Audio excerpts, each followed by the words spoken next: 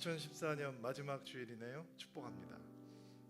하나님, 아멘을 안 하실까요? 그럴 때는 축복합니다. 하나님께서 올 한해도 여러분을 잘 지키고 인도해 오셨지만 또 내년에도 그렇게 하실 것을 믿고요. 서울드림교회에서는 내일부터 2주 동안 특세가 진행이 됩니다. 격려하고 도전합니다. 한번 시작해 보시기 바랍니다. 2주 동안 새벽에 5시 반에 이 자리에서 모이는데 기도하면서 한 해를 마무리하고 한 해를 시작할 수 있는 은혜는 신앙의 성숙도와 상관없이 모든 성도들에게 필요하다는 생각이 듭니다. 오늘 선물 세 번째 시간이죠. 선물 받으셨죠? 저는 제가 자리에 앉아서 선물을 펴보니까 내일 설교 본문이더라고요. 그래서 저희가 이사야서에 있는 말씀들을 가지고 2주 동안 말씀을 나누게 되는데, 이사야서 40장 31절에 나와 있는 여호와를 의지하는 사람은 새 힘을 얻으며 독수리가 하늘 높이 솟아오르듯 올라갈 수 있다. 그런 사람은 뛰어도 지치지 않으며 걸어도 피곤하지 않을 것이다 라고 하는 말씀, 저는 제가 아멘으로 받는 거룩한 아름다운 주일이 되었습니다. 여러분도 말씀 품고 말씀을 나누실 수 있는 귀한 은혜가 있게 되기를 바라고요. 오늘 선물 세 번째 시간, 사랑에 대한 이야기를 나누려고 합니다. 자, 우리 가슴에 손을 얹고 믿음을 고백하고 시작하도록 하겠습니다. 하나님은 나를 사랑하십니다. 나는 그 사랑 안에 있습니다. 하나님은 오늘 나에게 말씀하실 것입니다. 그 말씀에 능력이 있습니다. 그 말씀에 생명이 있습니다. 나의 마음을 하나님께 열겠습니다. 나의 생각을 예수님께 집중하겠습니다. 들은 만큼 변합니다. 들은 만큼 행복해집니다. 사랑만큼 흔한 말이 있을까라는 생각을 해보았습니다. 오늘 사랑에 대한 선물을 이야기하는 시간인데, 그러나 그렇게 흔한데도 불구하고 우리는 여전히 사랑이라는 것 앞에서 작아지고 서툴러지는 것 같습니다. 남편은 아내가 아무리 늦게 들어와도 따뜻한 찌개에 밥 한 그릇을 내주면 사랑받는다라고 느낍니다. 저도 늦게 들어가면 조심스럽게 아내에게 남은 밥 있어? 라고 물어보게 됩니다. 그때 기쁜 모습으로 밥을 차려주는 아내를 보면 저는 내가 사랑받고 있구나 라고 굉장히 일차원적으로 느낍니다. 아내들은 아닙니다. 아내는 이런 얘기를 하면 저에게 이런 질문을 던집니다. 목사님, 우리가 무슨 식당인가요? 아니, 그 시간에 들어오면 밥을 좀 먹고 들어와주는 센스 정도는 있어야죠. 다 쳤는데, 아니면 전화라도 해야 돼. 전화 문자 한 통 없이 그놈의 손가락은 왜 그렇게 게으른지 이런 얘기를 하면서 투덜거립니다. 아내는 자기 하는 얘기를 은은하게 미소를 띠고 눈을 바라보면서 말을 들어주는 남편의 모습을 볼 때 내가 사랑받는다라고 느낍니다. 말이 중요하건 중요하지 않건 상관없습니다. 내용이 있건 재미있건 재미없는 얘기건 상관없고 자기가 하는 얘기를 집중해서 들어주는 남편이 눈에 보일 때 사랑받는다고 느낍니다. 그런 말을 남자들에게 해주면 남자들은 고개를 갸우뚱하면서 이렇게 얘기를 합니다. 목사님, 신문 봐도 다 들려요. 텔레비전 소리와 하고 저는 축구도 볼 수 있고 아내 얘기도 한꺼번에 들을 수 있어요. 창이 여러 배가 열린다고요. 꼭 눈을 쳐다봐야 듣는 건 아니에요. 결국 맨날 똑같은 얘기인데, 맨날 보는 얼굴인데 그냥 다 들리니까 그냥 하면 안 되나요? 아니면 결론만 하면 안 되나요? 라고 얘기하는 이야기를 남자들에게 여러 차례 들어보았습니다. 참 서투르다는 생각이 듭니다. 여러분은 어떻습니까? 사랑 서투르세요? 아니면 잘하고 계세요? 이게 사랑이라고 하는 언어가 얼마나 사람에 따라서 차이가 나는지 제가 영상을 하나 잠깐 보여드릴 텐데, 조금 길어요. 한 4분 정도 되는 영상인데, 일단 여러분에게 경고, 이 사투리가 많이 나오는 영상이기 때문에 서울에 계신 분들이 이렇게 말을 들으면 말이 좀 거칠다라고 느낄 수 있어요. 사실은 저 지방어로는 그렇게 욕이 아닌데 서울 사람이 듣기에는 좀 살짝 경악스러운 욕이 될 수도 있는데 이해하시고 영상을 4분 동안만 보고 제가 다시 올라오도록 하겠습니다. 나처럼이야, 여자친구한테 잘한 사람 있으면 나와보라 그래야. 하루에 한 번씩 전화하지, 일주일에 한 번씩 학보 보내지, 푸른 하늘 CD 나와봐, 바로바로 소포 쏴불지. 나 같은 수뇌보다 없다잉. 근데 이번엔 또 왜 싸웠어? 아니, 이번 주 금요일이 여자친구 생일이거든. 근데 기말고사도 금요일 아니냐. 그래갖고 내가 기말고사 때문에 이번 주 금요일날 못 내려갈 것 같다 그랬어. 그게 뭐 알았다 그러더라. 그래갖고 내가 그럼 그 다음날 토요일 날 내려갈게 이랬거든. 그랬더니 아 내려올 필요가 없다냐. 생일도 아닌데 뭐다니 내려오냐고. 아 그래가지고 야 그럼 시험 보지 말고 금요일 날 내려갈까? 그랬단 말이야. 근데 시험 보래. 괜찮다고. 그래가지고 아 그래? 야 그럼 나 토요일 날 내려간다. 이? 이랬단 말이야. 아 그랬더니 아니 토요일에 또 생일도 아닌데 뭐다니 내려오냐고 또 그냥. 아니 그게 뭔 말이랴? 아 내 말이. 야 여인들아 너희들이 말 좀 해봐요. 나는 금요일 날 내려가는 게 맞냐 아니면 토요일 날 내려가는 게 맞냐? 뭐가 정답이 돼? 그래도 금요일 아니야? 그냥 병신. 상등신이다, 상등신. 진짜 몰라서 그러나? 아, 뭐가 문제인지 모르겠냐? 아 나 모르겠다니까. 올바른 너의 행동은 금요일도 아니고 토요일도 아니다. 그럼 뭔지? 여자친구 이름 뭔데? 애정이. 애정아. 너무 보고 싶은데 어떡하지? 연병. 아 뭔 헛소리여. 네 여자친구는 네가 금요일에 오든 토요일에 오든 내년에 오든 아무 상관이 없단께? 네 여자친구가 원하는 것은 요일이 아니라고 이런 등신아. 예를 들어줄게. 자, 내가 이사를 했어. 근데 집이 새 집이야. 문을 닫으면 페인트 냄새가 심해가 머리가 깨질 것 같은데 그렇다고 문을 열면 매연이 들어와가 계속 기침이 난다. 이때 남자친구가 들어왔어. 내가 물었지? 자기야. 오늘 이사했는데 문을 닫으면 페인트 냄새가 심해가 머리가 깨질 것 같고 문을 열면 매연 때문에 죽을 것 같은데 어떡하지? 문을 여는 게 좋겠나 닫는 게 좋겠나? 이때 남자친구의 올바른 대답은 그래도 차라리 매연이 낫지 않나? 아니지. 문 닫고 페인트가 낫지. 매연이 맞나 본데? 환장한다, 환장해. 아 그건 뭔디? 둘 다 아니다. 정답은 괜찮니? 병원 가야 되는 거 아이가? 지랄을 한다 지랄을. 야 뭔 뻘소리여 그게. 아 쥐가 문을 열 것인가 닫을 것인가 물어봐 놓고는 뭐 연병할 소리하고 앉았대? 문이 중요한 게 아니라니까. 아니 지가 물어봤잖아. 문을 열 것인가 닫을 것인가. 아, 유은병아, 그건 그냥 하는 소리 아니냐. 지금 내 상태가 이렇다. 근데 어찔까? 아 우짜기는 뭘 어째. 문을 열든지 닫으라니까. 저 반피 아이가. 문이 중요한 게 아니라니까. 그 전에 내가 지금 아프다 냄새 때문에 죽을 것 같다 이게 포인트라고. 연병. 야 지나가는 사람 아무나 자꾸 한번 물어봐봐라. 어? 야 지가 문을 열 것인가 닫을 것인가 물어본 여자한테 너 시방 괜찮냐? 라고 답하는 사람이 누가 있겠냐? 내가 장담하는데 대한민국에서 그거 제대로 답하는 남자 한 명도 없을 것이다. 아 있으면 내가 우리 집 버스 싹 다 걸어볼게. 진짜지? 내기했더니 네 집 버스 다 걸었다. 해. 그럼 좋아. 야 그러면 두 사람한테 물어보면 게임 끝이지. 인간 남자 종류의 양쪽 끝에 있는 두 사람. 이 콜.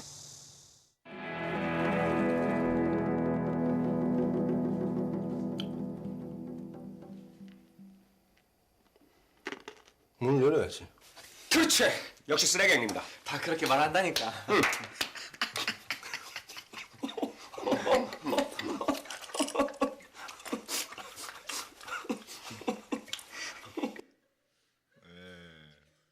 서툴러요, 그렇죠?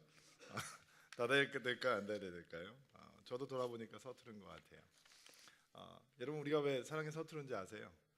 성경은 우리에게 우리 안에 사랑이 없다라고 얘기합니다. 너희 안에 사랑이 없기 때문에 그리스도의 사랑이 우리에게 부어져야 된다라고 얘기를 하죠. 이게 무슨 얘기냐면 우리가 사랑에 서투른 이유는 사랑 자가 제조 능력이 없기 때문이라는 것입니다. 사랑은 우리 안에서 만들어지지 않기 때문에 바깥에서 안으로 주어져야 되고 그 사랑은 배워야 된다라는 것이죠. 성경은 그 사랑의 이야기로 가득합니다. 오늘 하나님께서 그 사랑을 가르쳐 주시는 이야기를 좀 찾아보려고 하는데요.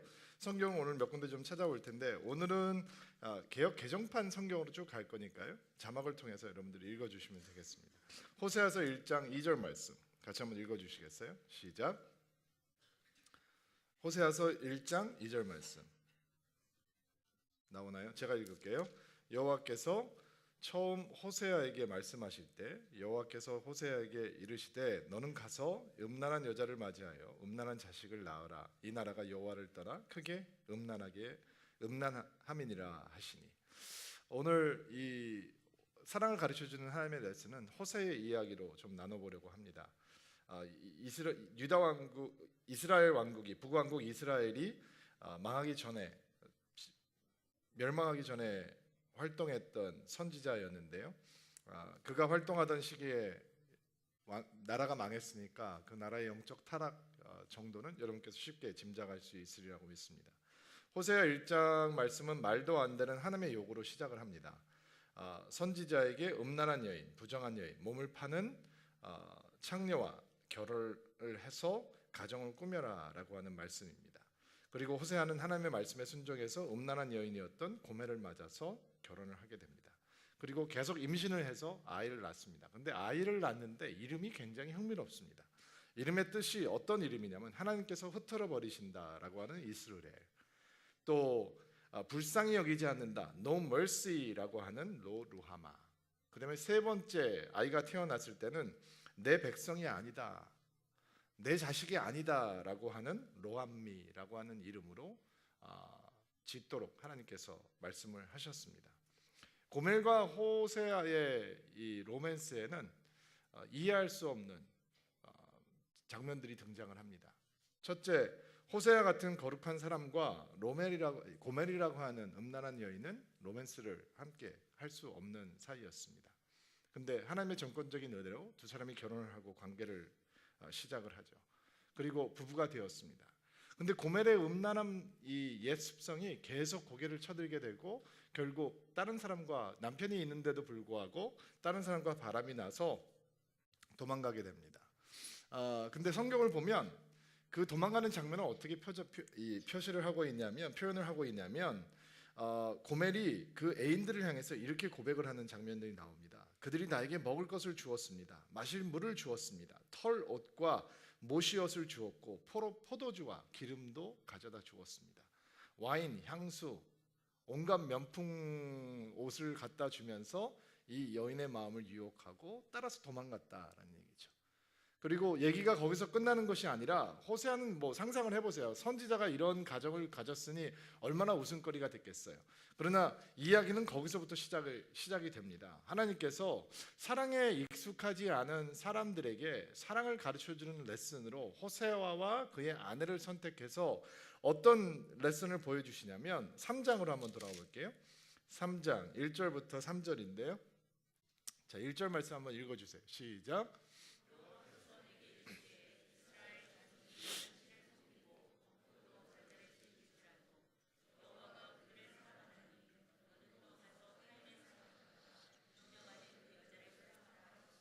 자, 여기서 여러분들께서 이 건포도 과자라는 것 때문에 살짝 이 혼란이 올 수 있는데 사실은 이스라엘 백성들이 하나님 앞에서 절기를 지낼 때 무교병을 먹거든요. 그러니까 이스트가 안 들어간 효소가 안 들어간 빵을 먹잖아요. 건포도라고 하는 건 이렇게 여러 가지가 들어간 빵은 당시에 이방 제사 문화에서 등장하는 빵들이었어요. 그러니까 다른 신을 섬기고 그 신전에서 제사로 드렸던 건포도를 받아 먹는다라고 하는 것은 그런 우상 숭배 속에서 빠져 있다라고 하는 얘기죠. 여호와가 그들을 사랑하시기 때문에 너는 가서 타인의 사랑을 받아서 음녀가 된 여자를 다시 사랑하기로 하라라고 하시기로 2절 말씀 읽어주실래요? 시작.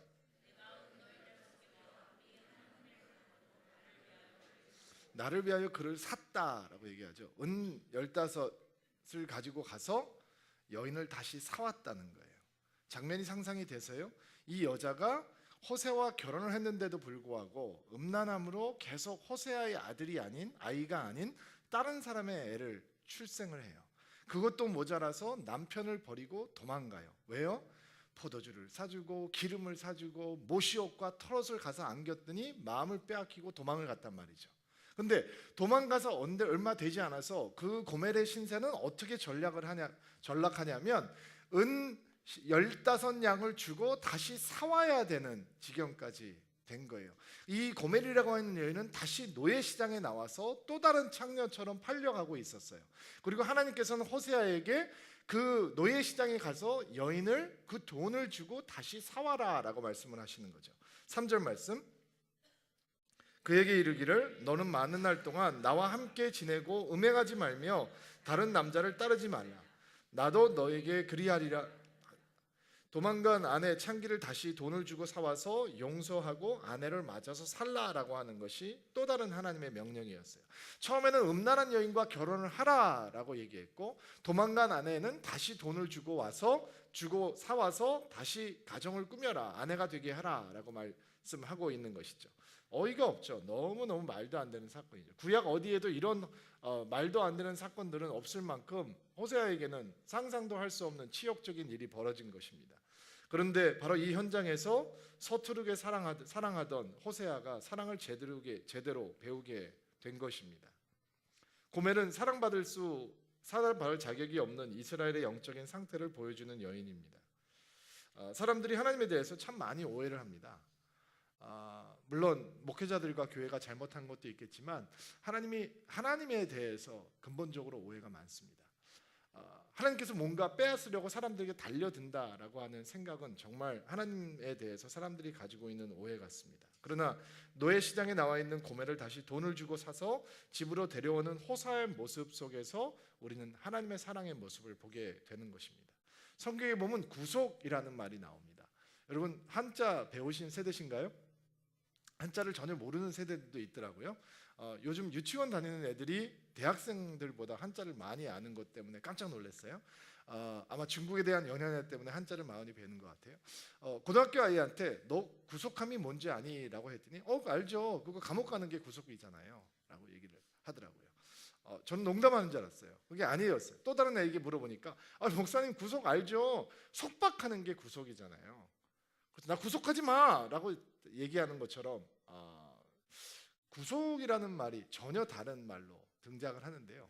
성경에 보면 구속이라고 하는 말이 어떤 의미로 쓰이고 있냐면 대가를 치르고 소유권을 회복하거나 자유를 얻게 되는 것이 구속이에요. 예를 들자면 저당 접힌 땅의 빚 때문에 어떤 사람이 노예가 되었을 때 그 사람의 몸값을 치르고 자유를 회복시켜 주었을 때, 지금 우리가 고멜의 상황에서 보는 것처럼 노예가 노예 시장에 나왔는데 그 몸의 가격을 지불하고 그 사람에게 자유를 주었을 경우에 성경은 구속, redemption이라고 하는 단어를 사용을 해요. 근데 그 구속이라고 하는 보링한 단어가 정말 우리하고는 별로 상관없을 것 같은 단어가, 보통 사람들은 별로 쓰지 않는 그 구속이라고 하는 단어가 하나님께서 우리에게 사랑을 가르쳐 주기 위한 단어로 사용되고 있어요. 에베소서 1장 7절 말씀 읽어주세요. 시작.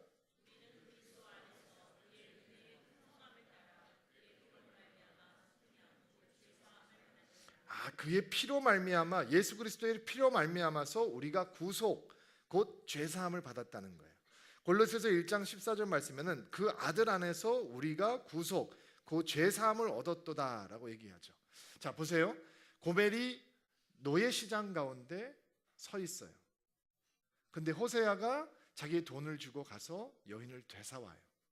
그 여인이 그런 사랑을 받을 자격이 있느냐? 없어요.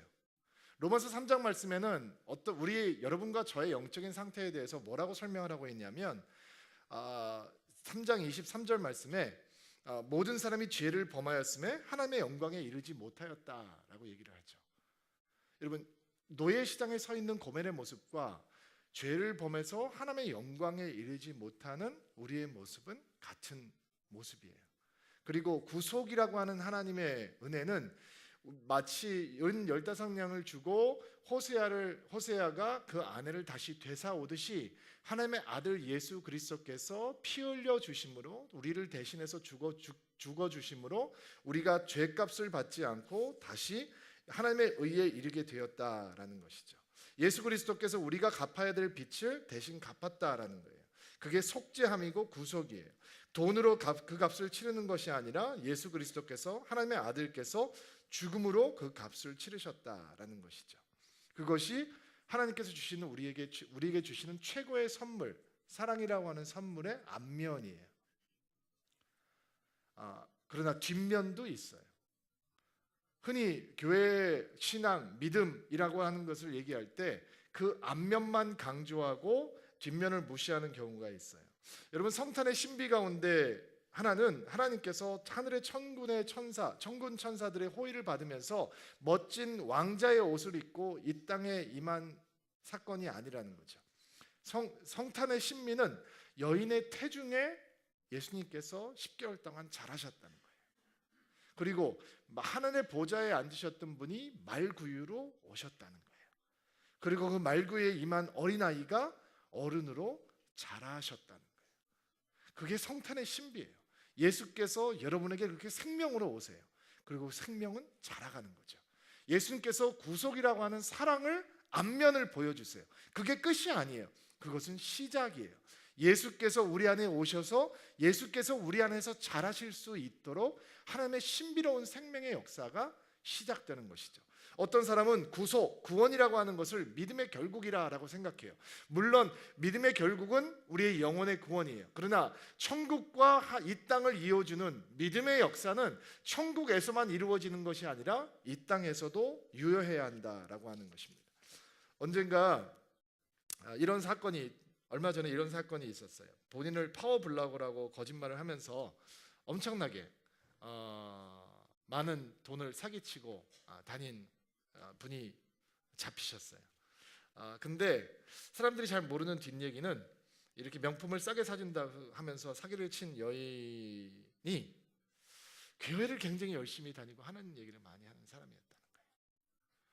어느 교회를 얘기를 하고 어느 교회 얘기하고 어느 목사님 얘기하고 저 목사님 얘기하고, 그리고 너무 재미있는 사실은 하나님께서 그런 명품 물건을 살 수 있는 경제적으로 여유 있는 사람들을 자기에게 보내주신다, 붙여주신다라고 하는 얘기를 부끄러움 없이 스스럼 없이 했다라는 것이죠. 저는 다른 사람들의 이 신앙적인 미성숙을 향해서 손가락질을 하는 게 자기 성찰은 아니다라고 생각해요. 그리고 그것은 우리 신앙에 전혀 도움이 되지 않아요. 그러나 그들을 향해서, 그런 행동을 하는 사람들을 향해서 손가락질을 하는 대신 저희는 이런 질문을 우리에게 스스로 던져봤으면 좋겠어요. 여러분, 둘 중에 하나는 가짜여야지 않을까요? 믿음이 가짜이든지 아니면 그 행동 자체가 가짜이든지 동행할 수는 없는 거 아닐까요? 내가 다른 사람에게 사기를 치면서 하나님을 얘기하고 하나님이 그들을 나에게 보내주셨다고 얘기하고 내가 그런 것들을 할 수 있는 사람들을 많이 만나는 것이 축복이라고 얘기하는 게 가짜든지, 아니면 이 사람 안에 있는 믿음의 실체가 페이크이든지. 왜냐하면 성경 어디에도 이 두 가지 실체가 함께 동행하는 그림은 없단 말이죠. 하나님을 많이 얘기하고 교회를 수도 없이 찾아오고 목사들과 수도 없이 관계를 하더라도 구속의 구속에는 이유가 있어야 한다는 것입니다. 하나님께서 이 땅에 오신 이유가 있고 하나님께서 이 땅에서 십자가에서 우리를 위해서 달려 죽으신 이유가 있다는 것입니다.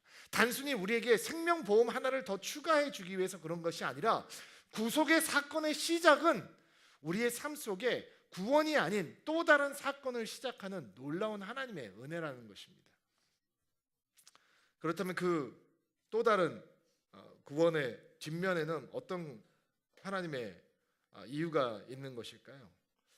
여러분, 우리가 노예시장에 비참하게 서 있는 고멜을 통해서도 우리의 모습을 보아야 하는 것이지만 그 고멜을 다시 받아들이기 위해서 은을 준비해서 노예시장에 나가서 그 여인을 되사오는 호세아의 모습 가운데서도 우리는 우리의 모습을 보아야 하는 것입니다.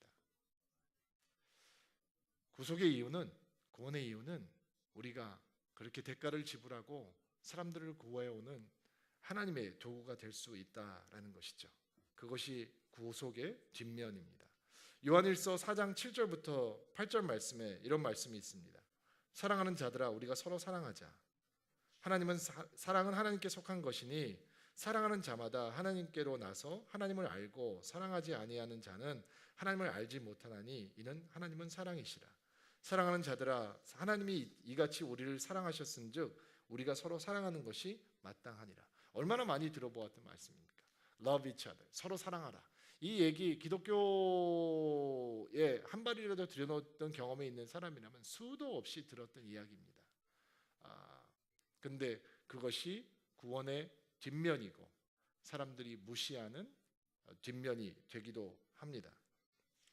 여러분, 사랑이 힘든 이유는 정말 사랑이 어려워서가 아니라 그 사랑해야 하는 이유가 우리의 구원의 이유라고 하는 것을 잊고 있기 때문입니다. 믿음의 에센스는 끼리끼리 모이는 것인 배타적인 집단을 만드는 것에 있지 않습니다. 예수께서 오신 이유는 좋은 것 좋게 만들려고, 좋은 것을 좋게 만들려고 하는 것이 아니라 노예 시장에 팔려 있는 고매를 구속하며 그 구속하는 사람이 바로 새로운 구속을 입은 또 다른 하나님의 백성이어야 된다는 것을 보여주기 위해서입니다. 어린애들을 보는 동화 가운데 이런 이야기가 있습니다. 새들이 하늘을 날기 전에 창조주에 가서 불평을 하기 시작합니다. 하나님, 나는 뛸 수도 없고 숨을 수도 없고 날카로운 이빨이 있어서 싸우지도 못하고 맨날 공격만 받는데 불공평합니다. 우리도 우리 자신을 좀 보호할 수 있는 기능을 주십시오. 그러니까 하나님께서 날개를 주셨습니다. 근데 얼마 시간이 되지 않아서 이 새들이 와서 다시 얘기하기 시작합니다. 하나님, 이건 더 불편합니다. 난 빨리 뛰어야 되는데 날개가 확 펴져서 더 뛸 수가 없습니다. 그때 하나님께서 새들에게 이렇게 말씀하십니다. 내가 너에게 준 선물은 날개가 아니었어. 하늘이었어. 하늘을 날라고 날개를 준 거였어. 그리고 새들은 하늘을 바라보기 시작합니다. 날개를 힘차게 움직이기 시작합니다. 그리고 하늘을 날 수 있는 자신의 모습에 놀라죠. 여러분, 구원에는 이유가 있는 겁니다. 나는 하나님을 믿고 내가 무슨 행동을 하든 나의 미래는 보장돼 있어 라고 하는 말도 안 되는 보장감을 주기 위해서 구원이 이루어지는 것이 아닙니다. 구원의 안면은 우리가 어느 것도 하지 않아도 모든 것을 예수 그리스도께서 이루시고 모든 것이 예수 그리스도의 능력과 은혜로 이루어진 구원이라고 하는 선물이 주어진 것은 우리가 할 수 있는 것이 없지만, 그러나 구원 그 이유는, 구원의 뒷면은 이제 그 사랑을 전하고 그 사랑을 이 땅 끝까지 이루는 예수 그리스도의 사람들이 되는 것이 바로 최고의 선물, 구원이라고 하는 것을 누리는 하나님의 사람들의 모습인 것입니다. 오래전에 들었던 간증인데, 어느 자매님께서 바이올린을 하는 분이셨는데 너무 콧대가 높고 아나무인처럼 평생을 살았다고 합니다. 근데 예수를 믿고 그 인생이 진짜 변하게 되었습니다. 내가 하나님을 위해서 무엇을 할 수 있을까? 내가 만난 예수님을 누구에게 전할 수 있을까? 고민을 하다가 그 당시에 판자촌들이 많이 몰려있는 곳에 가서 그냥 마음이 무너지고 하나님의 사랑을 증거하고 싶어서, 전하고 싶어서 마음이 무거워졌다고 합니다. 그러나 내가 신학을 한 사람도 아니고 성경을 가르칠 수 있는 사람도 아니고 내가 과연 무엇을 할 수 있을까? 그리고 거기에 아이들이 막 지저분한 옷을 입고 뛰어다니는 모습을 이 자매님이 보게 되셨습니다. 그리고 어느 날 자기가 애지중지하는 바이올린을 들고 가서 연주를 하기 시작했습니다.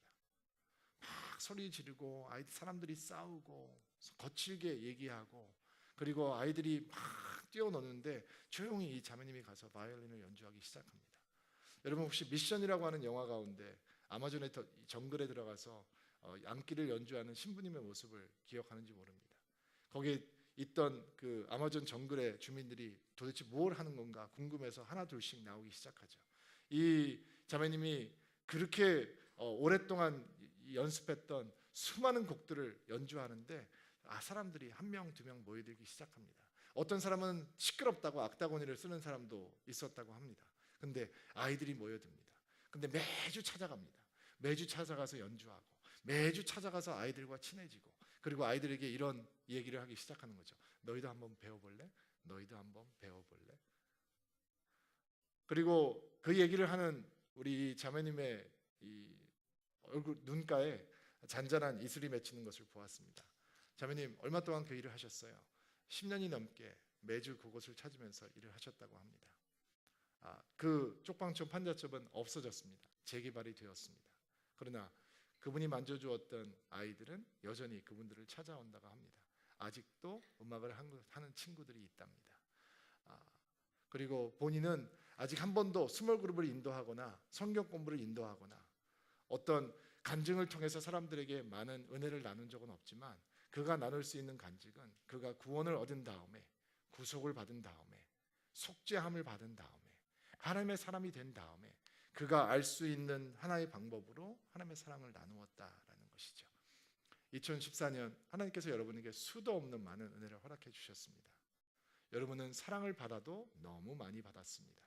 이제 남은 며칠 동안 새로운 해를 맞기 전에 하나님의 사랑의 뒷면을 한번 경험해 보시기 바랍니다. 누군가에게 그 사랑을 전하는 모습으로 여러분들이 받은 이 주보에 뭔가 사랑의 메시지를 써서 누군가에게 위로가 필요하고 격려가 필요한 사람들에게 한번 건네주는 연말이 되시기를 주의 이름으로 축복합니다. 내년 한 해도 이 예배를 만들어가는 여러분들에게 하나님의 은혜가 충만하게 되기를 주의 이름으로 축복합니다. 오늘은 찬양을 조금 올드한 찬양 하나 같이 하고 마무리했으면 좋겠어요. 오랫동안 앉아 계셨는데 일어나시겠어요?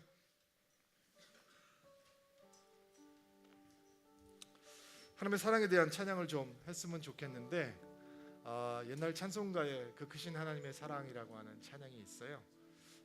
오래된 찬송가이지만 한번 1절부터 3절까지 하나님의 사랑을 기억하시면서 여러분에게 임해왔던 사랑을 기억하시면서 찬양해 주시고요. 오늘 나가실 때는 여러분을 위해서 연말 선물 작은 거 하나 준비했어요. 너무 맛있는 찐빵을 하나 드릴 테니까 따뜻한 찐빵을 손에 달고 가시면서 이번 주에 올해가 가기 전에 내가 받은 하나님의 사랑을 누군가에게 나누어야 된다라는 기억하시면서 돌아가실 수 있게 되기를 바랍니다. 같이 한번 찬양하며 저 앞으로 나아갑시다. 그 크신 하나님의 사랑 말로 다 영영 못하네. 저 높고 높은 별을 넘어 이 낮고 낮은 땅 위에 죄범한 영혼 구하려 그 아들 보내사 화목제로 삼으시고 죄 용서하셨네. 하나님 크신 사랑을 증량 다 못하며 영원히 변치 않는 사랑 성도여 찬양하세. 괴로운 시절 지나가고 땅 위에 영화 쇠할 때 주 믿지 않던 영혼들은 큰 소리 외쳐 울어도 주 믿는 성도들에게 그 사랑 베푸사 우리의 죄 사했으니 그 은혜 잊을까. 하나님 크신 사랑을 증량 다 못하며 영원히 변치 않는 사랑 성도여 찬양하세. 하늘을 두루마리 삼고 바다를 먹물 삼아도 한없는 하나님의 사랑 다 기록할 수 없겠네. 하나님의 크신 사랑 그 어찌 닿을까. 저 하늘도 이산도 세우지 못하네.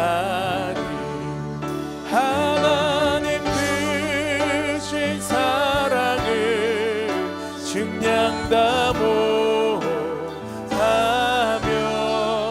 영원히 변치 않는 사랑 성도여 찬양. 하나님 크신 사랑을, 하나님 크신 사랑을 측량 다 못하며 영원히 변치 않는 사랑 성도여 찬양하세. 하나님, 올 한 해 동안 하나님께서 부어주신 사랑을 다 기록한다면 정말 이 세상에 있는 모든 정의를 다 가져와도 부족할 줄로 압니다.